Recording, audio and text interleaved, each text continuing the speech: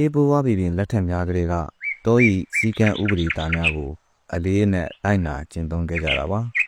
ထိုစည်းကမ်းများကိုဖောက်ဖျက်ကျူးလွန်သူများသည်မိမိတို့၏အသက်ပါဆုံးရှုံးရသည့်အထိကြုံတွေ့နိုင်တာပဲဖြစ်ပါတယ်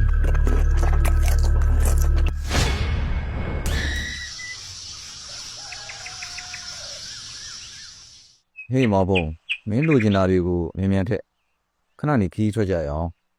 ဒီညမတိုင်ခင်တောထဲမှာညအိတ်တဲထိုးဖို့နေရာကိုရှာရအောင်မယ်လေကွာဒါဖြစ်သူကိုဥသာသူတရားကိုပြောဆိုလိုက်ခြင်းဖြစ်ပါတယ်ဟုတ်ကဲ့ပါဖေဖေခဏလေးပါကျွန်တော်ပစ္စည်းတွေတရားစစ်နေလို့ပါမောင်ဘုံကပြည့်ပြည့်ရင်ပစ္စည်းများကိုတေချာစွာစစ်ဆေးနေခဲ့တာပါမောင်ဘုံမျက်နှာတွင်တောခီးကိုသွားကျင်နေသည့်အတွက်အစေအားထက်သန်သောအမူအရာများပြသနေခဲ့တာပါ